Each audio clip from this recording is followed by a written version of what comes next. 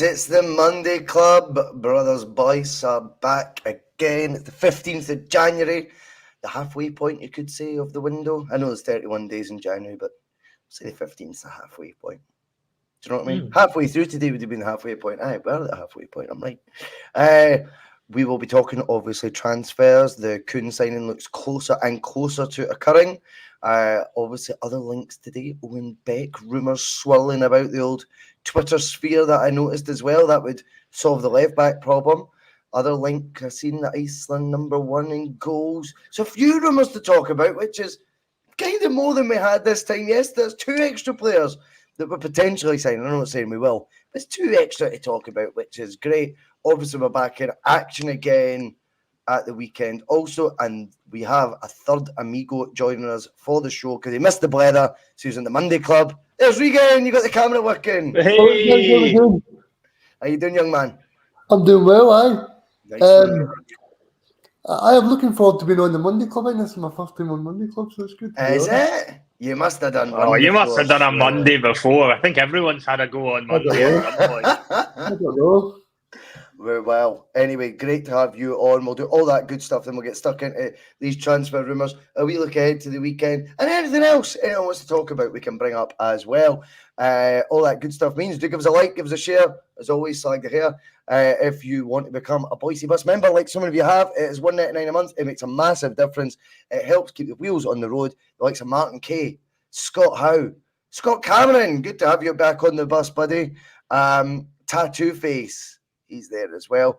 There's loads. Mike, why don't you use the old theme tune?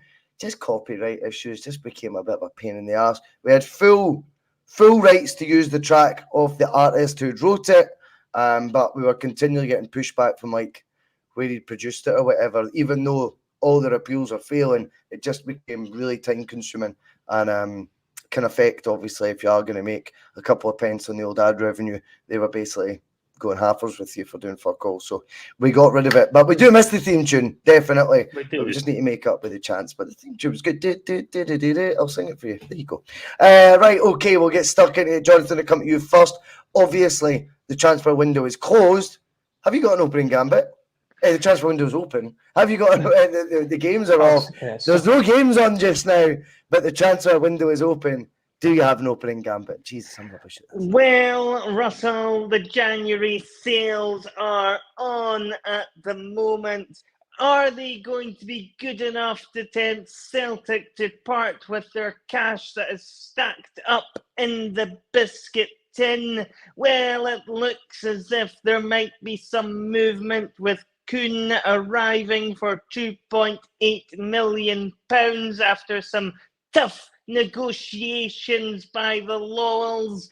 When we look further afield, apparently there is a goalkeeper, a left back and a striker still on Celtic's shopping list.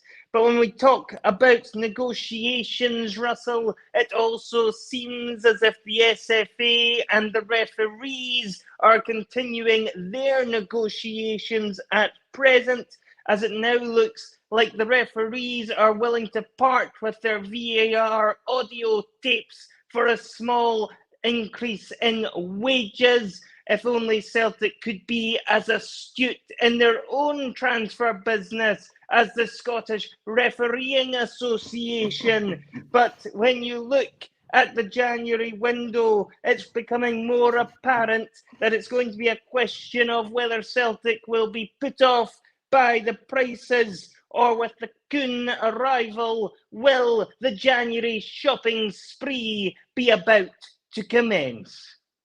Will it be about to commence indeed? I'm watching you now do these, Jonathan. You keep checking your notes as you're going through. Do you know what I mean? It's obviously getting more and more complex, all these mad themes that you go for. The struggle is real, but I still enjoy them, mate. Good fun. It's much harder when there's not any games on. Much harder. Yeah, I bet. Can't just make the usual boxing analogy or something about Russian roulette. I know what you mean, mate. I know what you mean. It's not easy. Regan, we'll come to you first. Obviously, it's been a quiet window so far. A lot of fans' faith there may have been is gone or is deteriorating. Some fans came into this window without much faith that we would strengthen in the right areas. More positive news today with the rumours being linked.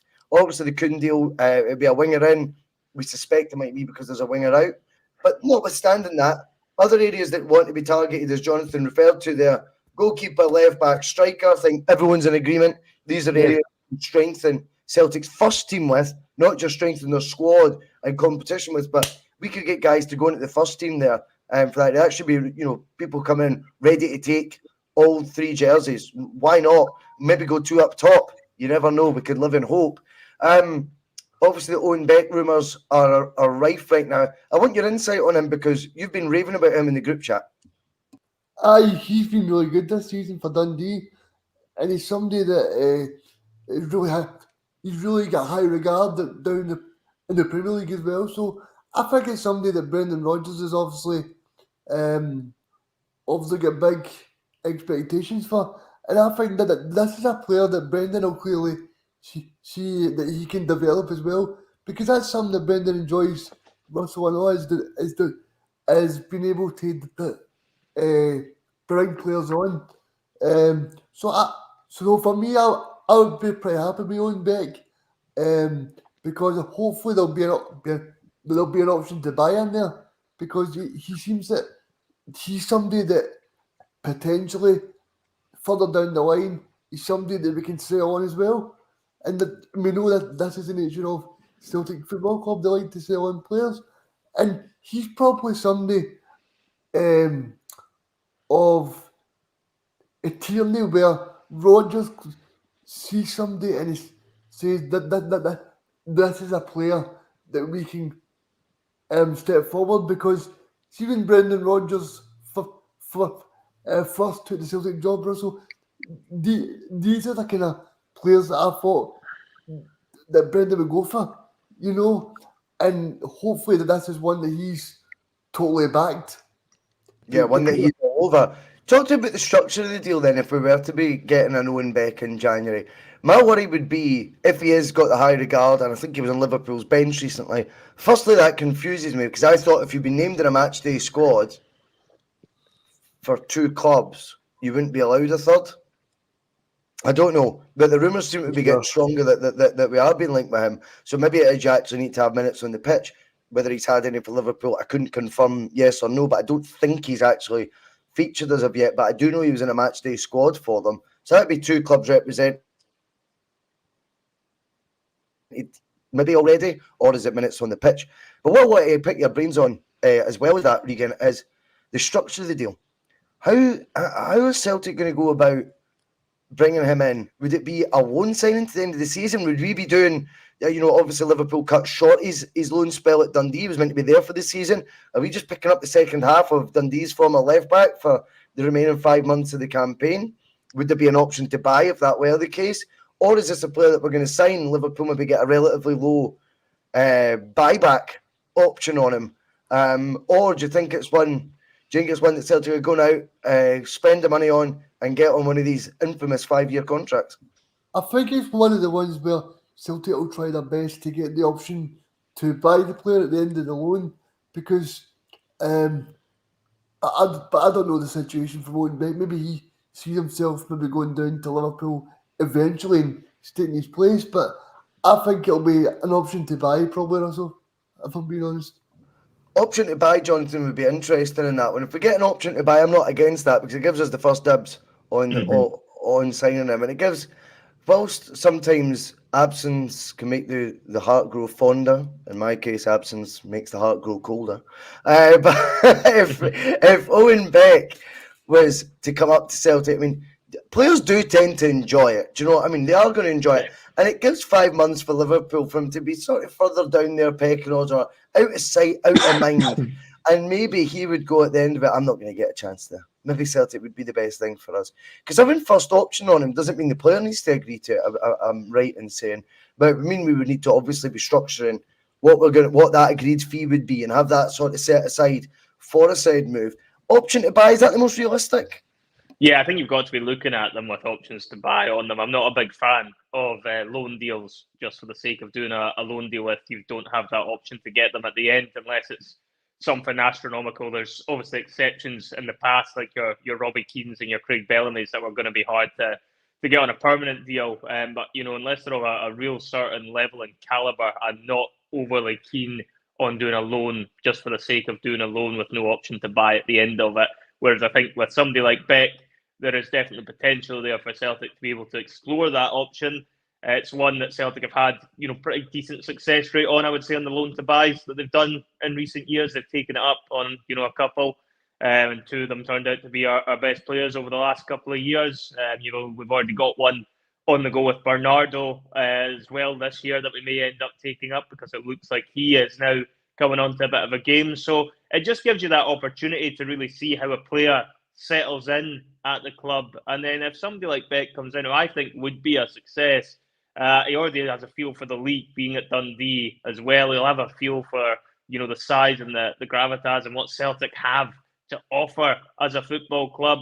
But then actually being in the building, working with a guy like Brendan Rodgers on a day-to-day basis, having Brendan in your ear, picking up on his coaching methods, that could be enough to convince him that, it might be worthwhile coming up here permanently, sticking around. If you win the league this year again, you've got that chance to put yourself up against some of the best in Europe, especially with how the Champions League is repackaged next year. There'll be more opportunities to play better teams than there has ever been before at Celtic. So there's a lot of positives Celtic can throw at a deal like this to try and encourage the player to come on a loan to buy sort of negotiation. And it's one that, I would be very surprised if the club weren't exploring, and one for me that any sort of deal that we're looking to do on this sort of basis should always have that buy option. And then even if you don't want to take it up, you've at least got it. You've got it there as a security net if it turns out everything works out rosy. Well, it definitely covers your back that way, definitely, because you don't want to have someone, Regan, who comes in, makes a massive impact, which I think the left-back option is, I think it's a position that will be identified by Brendan as much as it's been identified by many a supporter. Liam, looking at you.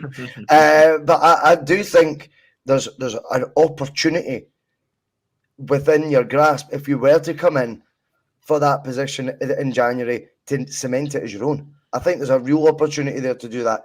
If we were to do that, get that regular football, get a taste for it, I think there would be a good chance that he would want to then sign on permanently. Yeah. Obviously, if you've agreed that fee prior to, say, he went on a blistering run of form for Celtic, if you've not got that option to buy, that fee is then negotiable.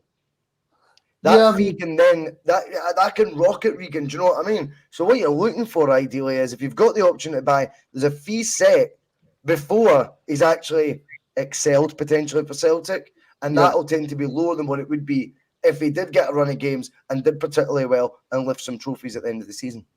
I think as well, Russell, that we need to remember as well is we've actually seen this guy play in Scotland for the first 6 months. He's been a very good player. He stood out every single game he watched Dundee. He played really well against Rangers at Ibrox as well. Probably should have scored.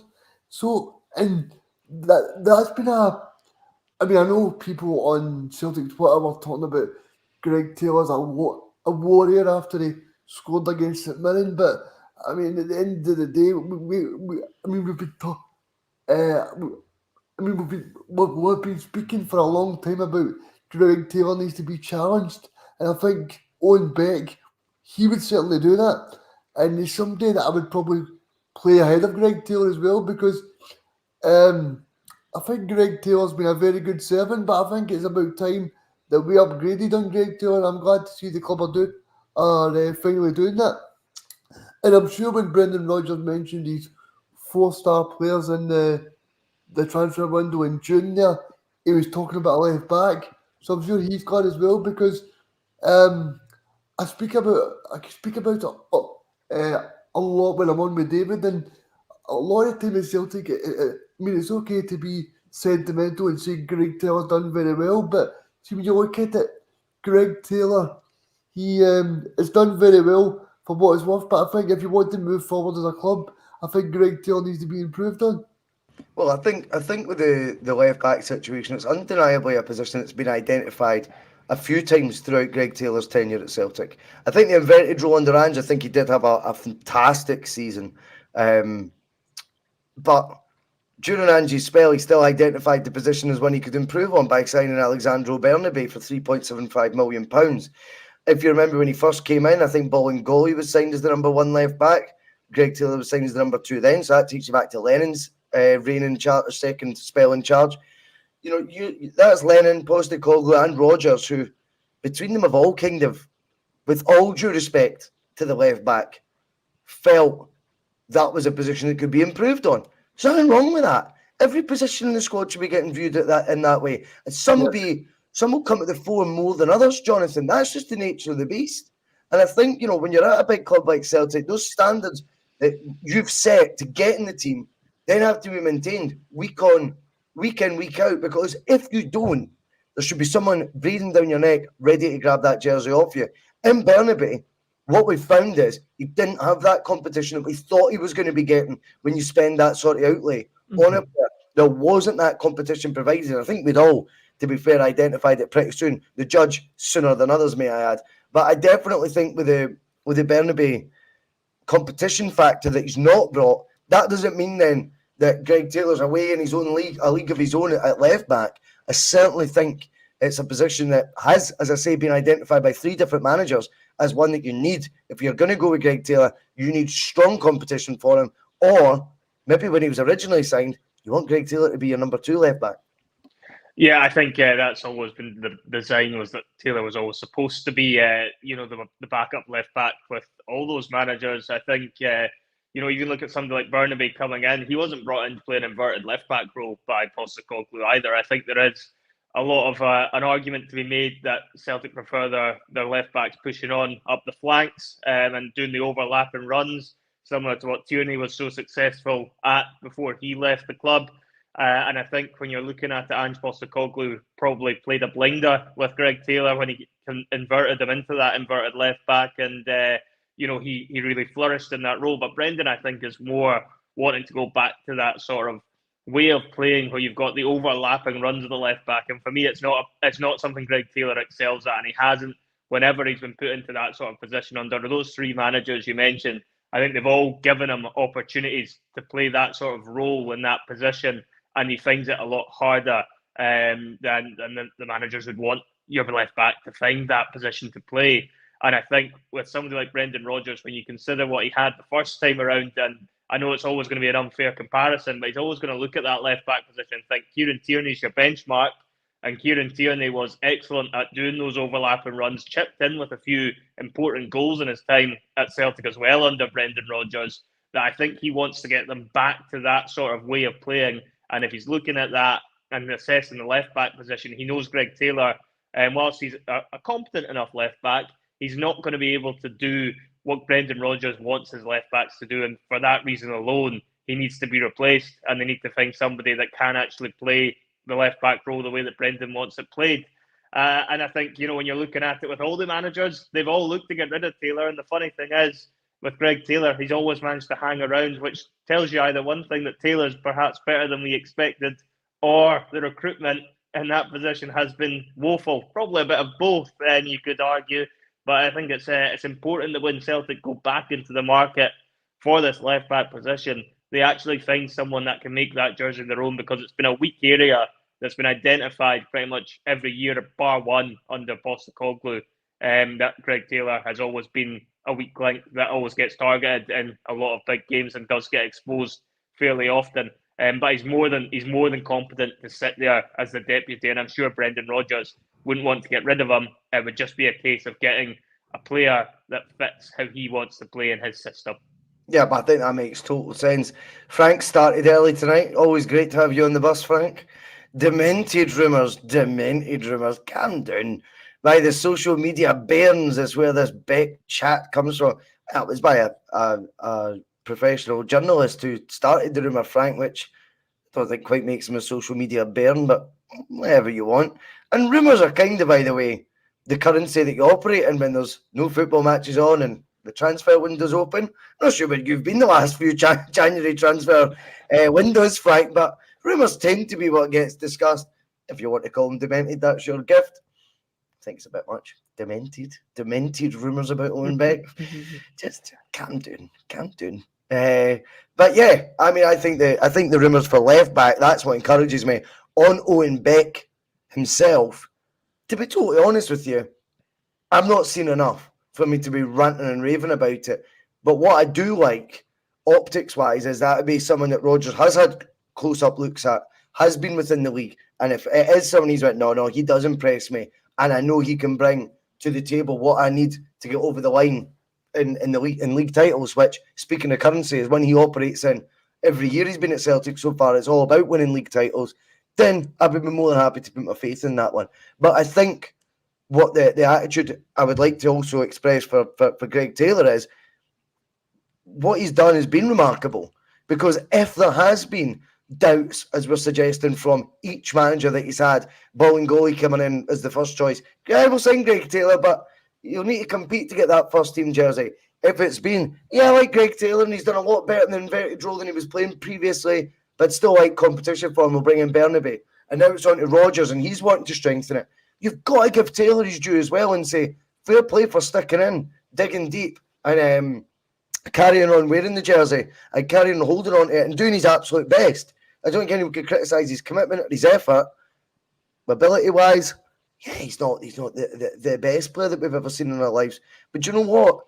He's had quite a bit of pressure on his name since he came into Celtic, and I think he's held his own in that regard and shown that he's got a great mentality, and definitely someone that doesn't need to be ousted from the club or anything like that. I mean, I think if we brought in another left back and the manager say fancied him more, I don't think any of us would have any issue with it then being an injury occurs and it's Greg Taylor to step in. I don't think it would be that bad. I think as a squad player, I think you're looking at a very, very decent Celtic squad player. We're not going to have the standard where it's one in, one out, the same quality. We're not going to have homegrown that as well, Russell. Homegrown as well, which counts for a lot. Good point. Yes. Regan. I mean, Greg Taylor's been very good. And don't forget, Greg Taylor was trusted by Steve Clarke as well. Steve Clarke loved Greg Taylor when he played for him. And he got them to a very good standard as well. And Greg Taylor was a guy that won a treble for Celtic as well. And he done really well under Ange Postecoglou. He done very well under Neil Lennon when Neil Lennon first came in. And I don't think you can begrudge Greg Taylor. I know people say that he's not up to the standard, but that's not Greg Taylor's fault. Greg Taylor's been brought in and he's done very well. I mean, I think see under Ange Postecoglou, I would say that Greg Taylor took his match level to a totally different level. I mean, see the way Greg Taylor played under Ange Postecoglou, it was great. And he scored some very important goals. I remember a game we actually got beat 2-1 by Rangers, but Greg Taylor scored in the semi-final. And if that game goes different, then Greg Taylor would have scored the winning goal. So I just feel that I think Greg Taylor's a very good Celtic player, because like you guys were saying there, Celtic are not going to get two really good left backs, because it's just the case that we play in Scotland and we're going to get one who's really good and one who's a squad player, like you said. So I think Greg Taylor's done a very good job. No, I take your point there. Now, with regards to the goalkeeping issue, also just to combine it, so that it's the Iceland number one will be like, apparently it'd be 2.5 to 3 million. I don't know why I tell you the fees. We all know it's going to be 2.5 to 3 million. It's Celtic, for God's sake. Every player's 2.5 to 3 million. Apparently that's the rumour anyways. Iceland's number one. They had a sort of a purple patch, didn't they? In the between sort of 2015 to 2018, didn't they? Euro 16, they done really well. Yeah, and I think they done well in 2 qualifying campaigns. I could be wrong. But yeah, they seem to have a purple patch then. So you kind of treat it a wee bit more realistic. I think 20 years ago, if you said we're linked with Iceland number one, I'd be like, who, Bjork? I'm not bothered. But no, I think that's another position. Let's not try and kid on we know anything about the Iceland number one other than that's what he is. And I can't remember his name. But in terms of the actual position itself, something else that combines with this rumour and maybe gives it a bit of depth, shall we say, is that Joe Hart potentially retiring at the end of the season. I read that's one of the other rumours that are going about. either way, Joe Hart will not be the number one for Celtic next year, in my opinion. If we've got our wits about us, would that be something we would park to the summer, or if an opportunity arises and there's a bit of competition, which according to the rumours, again, just rumours, not demented ones, just rumours. But according to some of the rumours that I've read, there's a few clubs in for the Icelandic goalkeeper, the Icelandic lad, and that can lead you then to having to make your move in the January. Would you be content going with Joe Hart to the end of the season, Jonathan, and getting it right then? Or if we need to pull the trigger because there is competition, if we did then sign that goalkeeper, would you be happy for him to take the gloves off Joe Hart for the second half of the season? Or could that cause a wee bit of unsettlement at the back? Depends to answer the first part of your question on who's identified the goalkeeper. If that's something that Brendan's wanting to bring in, then yeah, I think we should be looking at it in January. If this is just one that's been tossed to him on a list that Celtic have had in a drawer for a number of months, then I'm not so sure. But certainly if it's somebody that Brendan has identified as a goalkeeper that he wants to bring in, and it looks as if they're going to get a move in January, then you're going to have to make the move in January if you want to secure the player Brendan wants. And I think we've seen in the summer, Celtic didn't do their business very effectively, and I think everyone was a bit frustrated with that, even including people inside the club. So I think if Brendan's identified them, then yeah, you should be looking at it in January. Having said that, if it is a case that we run with Joe Hart till the end of the season, I wouldn't be necessarily overly disappointed. I think Joe Hart is a steady pair of hands for domestic football on the whole. I don't think he's made too many calamities as such. He maybe doesn't produce a lot of brilliant saves either, but I would say he's fairly steady. He kind of reminds me a lot perhaps towards how Craig Gordon was towards the end of his Celtic career, and the fact you've got a safe pair of hands there. You know what you're going to get from him. He's not going to be the best at playing the ball out from the back, which Brendan likes, but for me it's not a massive prerequisite for a goalkeeper. I far rather they're able to keep the ball at the net than pass the ball around the back four. So if we end up running with Joe Hart till the end of the season and he wants to call it a day, then perhaps when you look at the summer window, there's always more potential for availability. More clubs might be willing to do business at that time, purely because it's not in the middle of their seasons. Then you're probably going to have more options you can look at for a goalkeeper. Then I wouldn't be too disheartened if we went down that route. For me, the frustrating thing with Joe Hart is, and me and you both said it, and so many others have as well, is it was something we identified last summer we should really have been improving on, because I was thinking more for European football last summer. Celtic going into another Champions League campaign needed to up the quality of their goalkeeper to give themselves as good a chance as possible at making progress in the Champions League, because that position is absolutely pivotal. You only have to look at how Celtic have done well in European campaigns before, and it's almost always built off a very strong goalkeeper at the back. And Joe Hart wasn't going to be able to do that for me at that level. However, if you're looking domestically, I think Joe Hart's perfectly safe and perfectly calm and perfectly able to do that job until the end of the season. The only way I would pull the trigger on that in January is if Brendan Rodgers has found his man and the best time to strike is this window. And if that's the case, the board should be listening to Brendan, and Brendan should be digging his feet in, and we should not see anything more like what happened in the summer window. And this is a chance to make a statement. Well, it is a chance to make a statement in that regard. Any position that the manager's identified that needs improved on, there's been too long now, Regan, for these not to be addressed. But my question to you is, if it is, say, the goalkeeper, and it is got to be January because of this said competition for the Iceman, that's what we're going to call him, Condors. I like that, mate. If there's competition, you need to bite the bullet. You need to go for him now. Yep. Do you then bring him into the first team straight away because it's Rodgers' man? And do you sell him Celtic well enough if you were to say, come in, but Joe Hart's retiring at the end of the season, the jersey will be yours then, first 6 months you'll get a feel for the club. Does he then choose Celtic? So there's a wee bit to try and sort of work out, isn't there? I think if he signed for Celtic and he's brought in to be Brendan's man, I think he starts. Because for me, you look at Brendan's got previous for this. Look at Doris De Vries, yeah.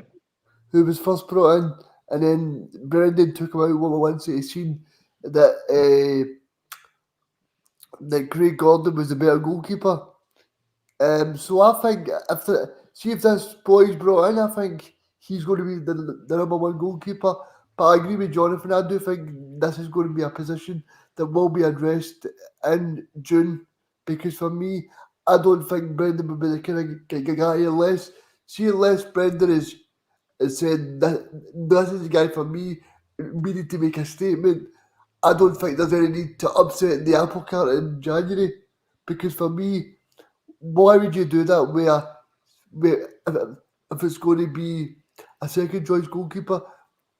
I know that Scott Bain has signed a new contract that probably nobody knows about apart from Peter Lawwell and Brendan Rodgers, but I think as well we probably need to improve the backups as well, because apart from drinking Jack Daniels, we've not seen Sigris doing much, because and I was a big fan of him. I was on here about a year ago saying I think Sigris will do a good job, Russell, but we've just not seen much of him. So I think from a Celtic point of view, I think it's definitely a place that Celtic will be looking to address. Yeah, definitely. I think it's fair to say that will be a position in the shortlist for the manager to try and get that sorted. But it is a weird one that to try and weigh that up, whether you would take Hart out, it'd feel pretty cold. But you've got to remove sentiment from all your decisions. You've got to remove that, and you've got to just try to do what's best for the team. And I think Rodgers is quite good that way. I think he would be cynical enough to. I think he'd give Hart the cup. I think he would if he did bring a keeper in. I think he might let him have the cup run if he was retiring. I think he might have a little bit of sentiment there. Call him a beautiful human being and all that. Mm-hmm. Have a cup goalkeeper, and then you get a swan song at hand, and at the end that would be Brendan's vision, I think, for him if he did pull the trigger in January. Yeah, that's fair enough. That's fair enough. Frank Brennan came in earlier as well. I even starred on your comments, Frank. I must be off my head. He says, "Is this Kuhn guy really a bit of the quality that Rodgers has been bleating on about for months, and quality of the caliber that he walks straight into the first team and performs accordingly?" I think that's all demented rumours, to be honest with you, Jonathan, when it comes to... just joking, Frank.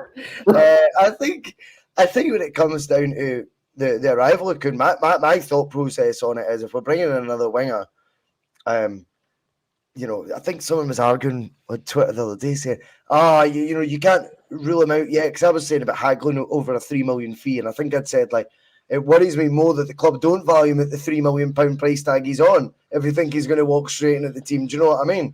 And they're like, do you not think he's an upgrade on Yang? And I'm like, you're answering your own question about our recruitment policy. Yang was only brought in the summer. I'm like, come on.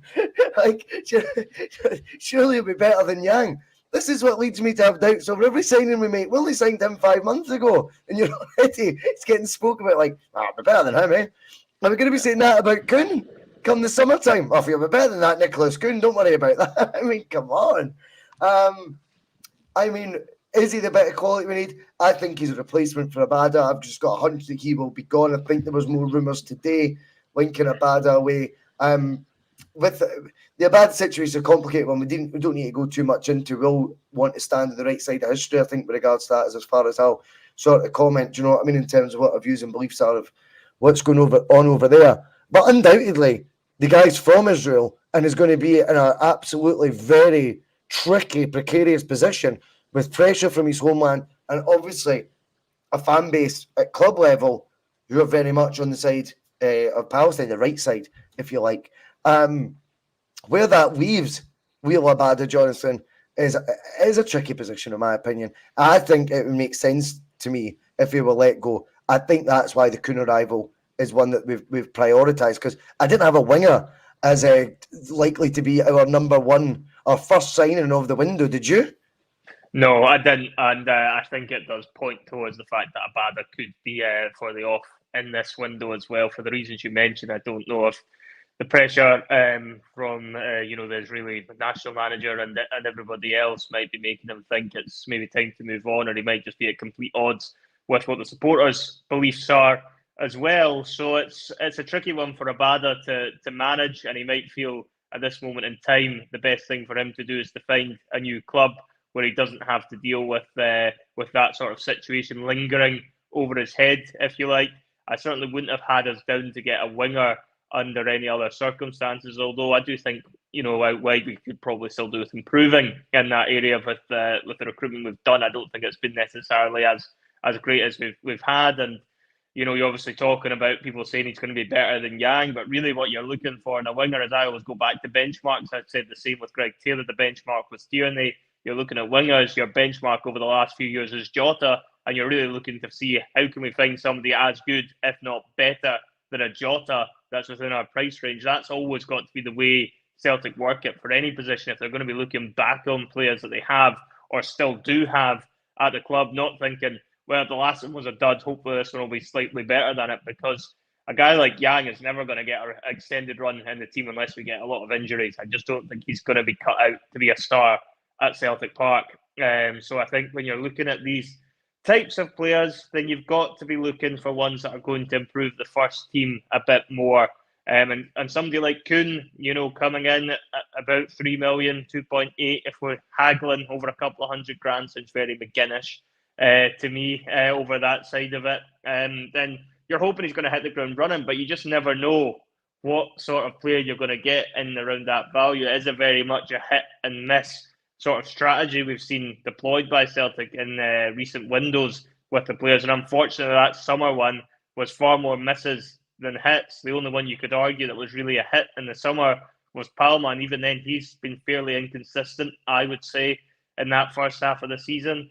So you've got to look at it and hope Celtic are approaching this window correctly, that they are going to be bringing in the players that they feel can enhance the squad, enhance the first team, and pushes on to winning the league title. But if you were to tell me on January the 1st, the first position Celtic are going to go after would be a winger, I would have been quite surprised, because I think there are other areas on the pitch that need strengthened a hell of a lot more than the wide ones, which does make me inclined to agree with what you're saying, that Abada may well have played his last game for Celtic, and it might just be a matter of time until he leaves. But again, you've got to look at that. So I think you'll still get a good number for Abada transfer-wise. We can speculate if you like, but I think we'd get more than 3 million for him. Yeah, God, yeah, fuck. But yeah, that's what I mean. What do you consider a good move? But what I'm saying is, if you're going to get more than 3 million, why can't they reinvest? I think you'll still get 5 or 6 million for Abada. Yeah, I think 6 million. I think you'll get double what we're paying for Kuhn. I think you'll get double what we're paying for Kuhn. Who cares? That's not great, is it? Oh, brilliant. I don't know. But that's what I mean. But why don't we look at buying somebody that's going to be more around that price? That's You know what the point of it is. If you're going to sell somebody like Abada for, say, 6 million, since that seems to be a fee we all agree could happen, why aren't we looking at buying a player in around that figure? Because that's not even going into our reserves. That's just spending the Abada money. Yeah, you're spot on with that. I mean, it's so frustrating, that thing. I mean, you've got to look at the amount of revenue angles Celtic now have in terms of the player sales, the money they make from that. You look at Jota, 25 million this summer, the prize money that you get for entering the Champions League, the TV money that comes with that, the merchandise deals with Adidas, the sponsors with Alphabet, Scottish Records, both of them, 4 kits a year, season tickets with a 10,000 waiting list. People, when they make investments, and i.e. fans, when they make investments, they want to do it with a wee bit of faith that they're going to see that reinvested, and Celtic are just continually always to just bank it all, and I think that does then start to wear thin for the supporter base. But Regan, notwithstanding that, I think Abada will go in this month, if I'm honest. I'm not basing it on anything that I've not said already. It's not ITK or anything like that, ladies and gentlemen. But as well as Abada, who else think Celtic will get rid of? There is a need to trim the fat in the squad. We can't deny that. Who else could you see us letting go? We've seen Kuhn depart already. We've seen... Is anyone else left? No. I think Kobayashi. Gucci, is he back in the building? Oh, they got Gucci him farmed left. out, I think. Yeah, I think they got him farmed out. Yeah. I think Vata will go to Serie A because he's been linked there all the time. But yep. I think possibly Mikey Johnson. It'd be for the best for Mikey Johnson, to be honest. I think for everyone. I just don't know if he fits the bill of Brendan. I know he scored against Dundee and everybody was going nuts, but I just don't see him being the long term for Brendan. I don't know if you guys listened to the phone tonight, Russell, but No. the Austrian football expert was on, and he says that Celtic's new player, he said he wasn't very good. He's an Austrian football expert. Yes, he said that. How'd you source one of those? I don't know. Speak to Gordon Duncan. Anyway, I wonder if that's a mischief making. Yeah, what was he saying though, Regan? Sorry. He said that his shoot. He said that his shoot wasn't very good. He said he's surprised that a club of Celtic stature was in for the player because he's not the kind of stature of player that they expected Celtic to play for. He said he's prone to getting injured quite a lot. So I'm just confused with. I hope it's a wind-up call, but I don't suspect, Russell. I'm just a bit surprised that they got, because Roger Hanna actually said the only player that's ever got a worse report on this show has been Patrick Kalmala from the. Rogers was manager then as well, wasn't he? Yes, it was. Yeah, it may have been. Yeah. No, he was. My point is he not? I was hoping that this would be a Brendan. Not even Lenny. Doesn't matter. Carry on, Regan. Yeah, no, I was just going to say that I was hoping that Brendan Rodgers was stamping over this, because I said to Phil privately, I was saying maybe the fact that he's 24, he's maybe got a bit more mature than a project. I was hoping that he would be more of the Brendan type, but the fact that this Austrian experts come on and even Roger Hanna and Kerry Miller, they were laughing because they were expecting him to come on there and go, this guy is going to be good for Celtic, he's going to rip up threes, but she really just come on there and says, I'm not impressed by him, and I'm just like, what? You know, I was just surprised, because for me, I was expecting Brendan Rodgers, because even though we spoke on the bus about it in the summer, we were hoping that it was going to be late on in the transfer window where Brendan Rodgers would make his stamp. I was thinking, right, January, he's clearly had October, November and December, 3 clear months to go. Right, I've worked with this squad. We've got beat off a few teams at home, and obviously went to Rugby Park and got beat. This is my time to put my stamp on the team. And then if this Austrian guy's true and he's saying he's not very good, I'm just a bit surprised. But I'm not. But saying that, Russell, I'm not surprised, because it's Celtic board written all over. Because for me, I don't see why you bring a guy like Brendan Rodgers back, and you've got a guy that watches Austrian football day in, day out, football experts. Come on, and he said he's not very good, and he's surprised Celtic have tried to buy him. Yeah, very interesting. Very interesting that he's came on and done that. Could be mischief making, as you alluded to, Jonathan. We'll never know. Any other players you're thinking of that will depart the club? There's not any immediately that spring to mind other than one. It is a heavy squad, no? There is a heavy squad. There is a lot of players there that you could potentially, look to move on. I think, David Turnbull's another one that I think will end up being moved on. Perhaps he might hang around till the summer, but I think he will get moved somewhere along the line. I still think there's going to be need to improve in that central midfield area. Brendan getting the players in there that he wants. I can't see him holding on to the guys like O'Reilly and Atati forever. I think we'll keep hold of both of them in this window. Atati's obviously had a first half of the season plagued with injuries, which has probably helped in that sense that we don't have to fend off bids for him. And I think Celtic will stand firm on Matt O'Reilly until the summer, but I do have concerns he might not be at Celtic Park for another year. Outside of that, I can't see most of the players that do end up departing being particularly missed. I think it will be mainly just squad players that, quite frankly, aren't good enough, and people have forgotten a lot of them are even at the club, to be perfectly honest with you. So from that point of view, I wouldn't expect them. I expect if there's going to be a big one that leaves, it's going to be a bad, as I alluded to earlier on. I don't see any other players that will massively influence the first team or be knocking on the door to get first team starts really leaving. As I say, Lagerbielke will end up going, Yes. but again, he's only really. I think he'll go before games. January.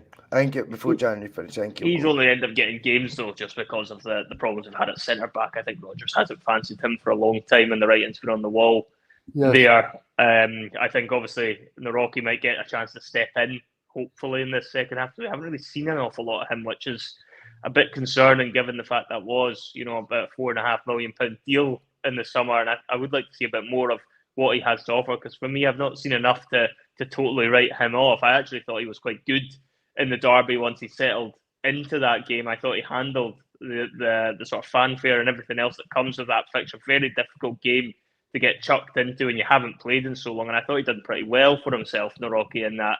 Other than giving that free kick away, I thought he did handle himself well. Yeah, I thought he was fairly solid for the most part, given the circumstances he was forced into that match. And so it might be a case that he might look to get a bit more of a run in, but again, I wouldn't imagine they'll write him off quite yet. I think we might see a bit more of him, actually. But outside of that, I would imagine Brendan will be looking at it, trying to get rid of some of the ones that are just taking a wage that he doesn't feel have a future at the club, and then trying to bring in some real quality that's actually going to improve the first team. And I don't know, Russell, I'll put this back to you, but do you think that the board are almost, putting this one over a barrel with Brendan and saying, until you trim the fat in this squad, we're not going to be bringing anyone else in because we want to keep the wage bill down? Because that wouldn't surprise me either with the Celtic board if they've got one eye on the wage bill and thinking, until we get that down a bit by getting rid of players that aren't featuring, we're not willing to go out and bring in the players that Brendan has identified. Yeah, you go, Regan. See, to play devil's advocate there, though, Brendan Rodgers has earmarked this transfer window for months. He keeps saying, I look forward to January to bring in quality. Everybody knows we need the quality. He's been saying this for months. Yep. So I don't know what the hold up is. Is he waiting at Christmas? Because it's already been. That's a good point, mate. I tell you what as well, Regan. I mean, if that was the attitude that you need to, trim the fat, as was for some reason saying tonight, on the squad before you can bring it in. I mean, the pushback straight to that is, well, don't sign fucking 9 players in the summer that I didn't approve of 7 of. Mm-hmm. That's trim your own fucking fat.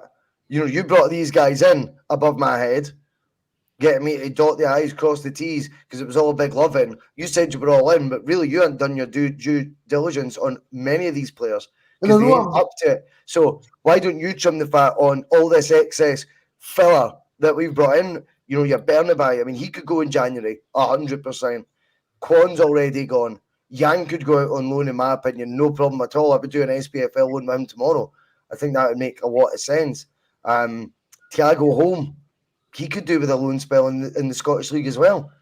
He's not nowhere near threatening that first team 11. Nowhere near threatening. So there's just a few examples off the top of my head. Lagerbielke, another one that came in. He could go on loan tomorrow. He could be sold tomorrow. I don't think anyone would care. I mean, that's where you're at right now with a lot of these guys that have been brought in. So they can't really then be flipping it on to Rodgers and going, oh, well, if you want to bring anyone else in, you'll need to trim the squad. You fattened up the squad. You bastards did. So deal with your own mess and let me bring in quality for the first team like I wanted to do in the summer. So there would be a pushback with that. But I worry how that'll play out. But anyway, Regan, you're going to be live in the audience tonight, pal. You're going to be our first ever live in the audience for sudden death. There's from McGinley. I can't wait for this. I can't wait. Guys, evening. No bad. You can take my place, Regan. I knew he was going to suggest that. I'd be like, instead of a clue, it's ask Regan this week. Just want to give Regan a chance. Come on. Substitution board's going off. Aye. You can phone a friend. The fucking substitution board behind me. Fuck. Phil, how we doing? Yeah, I'm all good, mate. All good. Ready for another exciting edition of Sudden Death. As always, Monday night tradition. like that point by Mark Rowan there. It also dilutes the winning mentality as well when you add all these numbers to the squad. That's clever, Mark. You've thought about that one. I like that, mate. I completely agree. But I can't focus on the comments anymore. I'm turning them off. Yeah, comments off as per. Time for my weekly embarrassment, Regan. Oh, God, mate. Well. Just you remember to type the answers in the private chat on the right? I'm keeping an eye on the private chat. I can see it as well. Text me, Regan. Text me. Yeah. Oh, dear. I don't even give him any snash anymore. Jonathan just says, No, I just kind of sit there. We all get into off now. Self-deprecation's the new way forward for me. Just slag myself off, man. Everyone else does. Fuck it. To be fair, you do quite well if it's not a Celtic-related question. You are quite good on the other ones. Yeah, hopefully this is about, I don't know, Spice Girls' Greatest Hits or something. I've got a right good chance. I've got some bad news for you then, Russell, if that's what you're hoping for. Got some bad news in that case. But yes, Sutton Death time. Last week, obviously, it was a return of Sutton Death after a wee impromptu break. Jonathan won. A new year, but same tradition. Jonathan continues his lead 5 points in front at the moment. That sounds like Jonathan's opening gambit, you bastard. Well, Russell. That's gimmick infringement. But yeah, so let's get into it. So, Jonathan, you won the point last week. Do you want to go first or second? I'll continue to go first so that the wee boy gets his clue. The wee boy. I'm actually taking this shit. From your little brother, Russell. My goodness. Man. That's how far the great have fallen, the mighty have fallen even. Fucking wee boy. Fuck you. I needed to try stoke him back up. 10-5 just now. 5 points in it. 5 points. Come on, fuck, man. Tonight's question has 19 answers, very generous 19. Come on, boys. And it's about the Scottish Cup. And Celtic in the Scottish Cup, to be specific. Okay. Russell, so, Celtic's Scottish Cup campaign starts this coming weekend against the mighty Buckie Thistle. Every cup campaign has to start somewhere, though, lads. And since the year 2000, can you tell me the Celtic player who has scored the first goal in each Scottish Cup campaign? Logical guesses will be your best friend here. Well, that's an absolute stinker. The first goal of the campaign, the Scottish Cup campaign. I'd say logical guesses, guys, will be the go-to here because I don't think there's any real strategy on this one. So, see, I can remember a tie under Brendan Rodgers. But Regan, remember, you're not allowed to say anything, Regan. I mean, I don't know any off the top of my head that I can say with any great. Kick that guy out the audience. There's none I can say with any great degree of certainty. So I'm going to start with a striker and go for Henrik Larsson. Yeah, he scored in the 02-03 campaign against St Mirren. He got our first goal of that campaign. I'll say Lee Griffiths. Yeah, Lee Griffiths scored against Stranraer 2015-16 campaign. Remember it well. Yes, I'm sure you do. I'm sure that one's etched on the brain, I'm sure, Russell. Oh, yes. For years. Always that. Sports Celtic 2 years ago. Oh, man.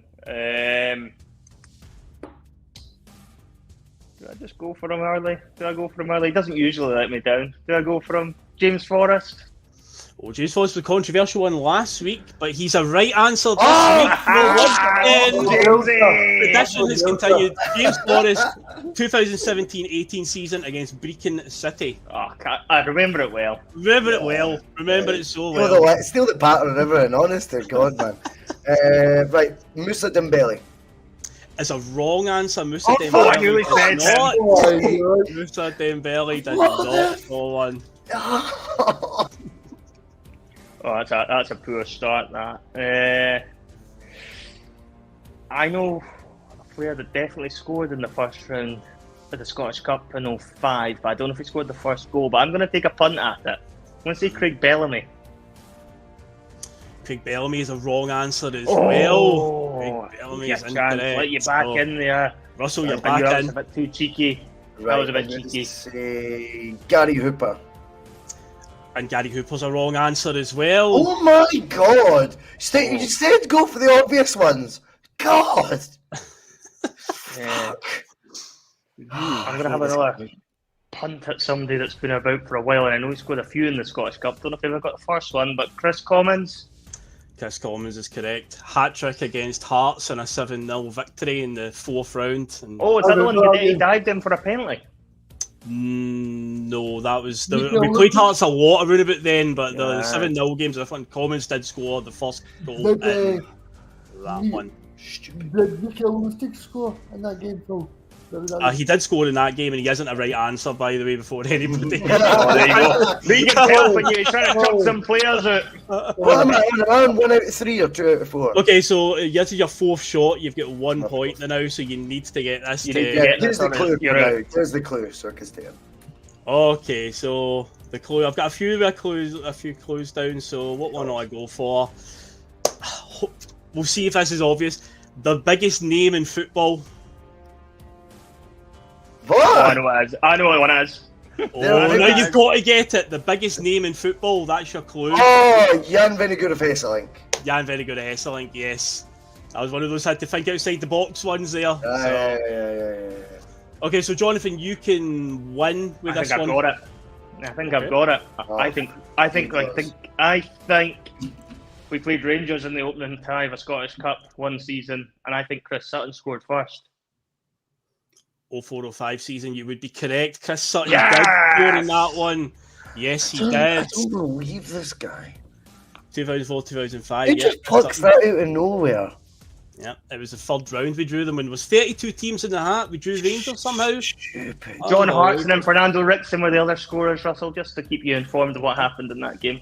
Yeah. Well, some background knowledge. So the rest of the scorers, the rest of the correct answers from the 2000 to the current day. Regan, do you want to guess a couple? Seeing as Did Tino Rivera score against Airdrie? he scored in that game, but it wasn't the first goal of the night. Good knowledge, though. Did score, though. He did Very score well that done, night. bud. I remember that game. Very fierce game, that one. Very fiery. A fixture, that one. Did Jackie McNamara not score against Stranraer? But I think it might not be the What first the either. fuck are we talking about here?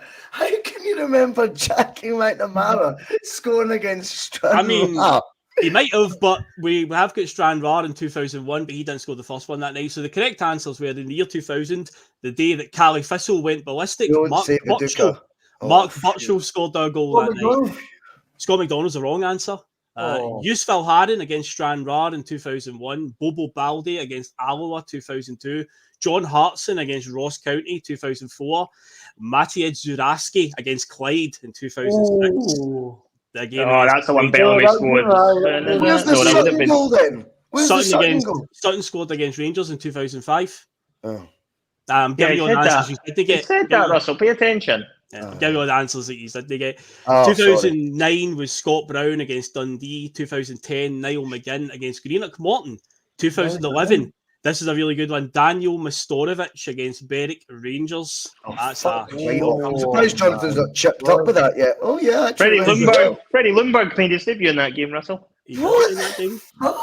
2012, Anthony Stokes against Peterhead. 2000, Virgil van Dijk against Hearts. 2017, Scott Sinclair against Albion Rovers, and then 2 very recent ones too. We played at Cobridge. We did, aye. And the 2 most recent ones from the 2 most recent seasons, 2 favourites on the bus for different reasons. Georgios Giacomakis against Alloa in 2022. Yes!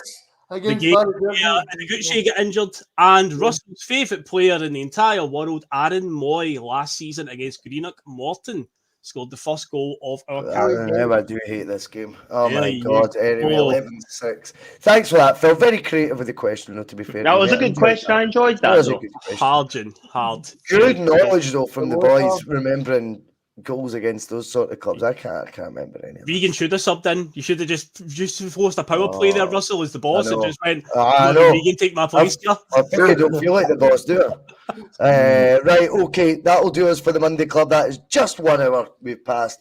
Thanks very much to everyone who's been watching. Hopefully your first day back at work wasn't too hard, if you work Monday to Friday, that is. We will be back this week.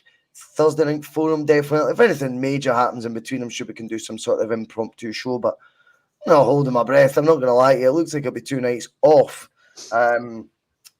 and we will see what happens. If Anthony Fagan's right and the Celtic News podcast said they're in for Sydney Van Hooijdonk, and Van Hooijdonk were to come back, I'm sure I could jump on and do a quick 20-minute Ask the Bus on that. But other than that, Phil, Jonathan, and of course, Regan Stevenson on the Monday Club, thanks very much for joining me. It's been great fun tonight. I appreciate it. Everyone who's been jumped on, we had about 150 live all night. And a big thanks as well to the EPL Index for all the shares that they're doing for us across their platforms right now for the audio downloads. Audio downloads, Phil, are in the tens of thousands for January already. Wow. I don't know if there's any Celtic podcast getting downloaded audio-wise more than us, thanks to the great reach we've got across the UK. If you're into your English football, check out the EPL Index. Their site and Twitter pages are all over. But we're out here. Cheers very much. And as always, keep your eye on the boards. See you.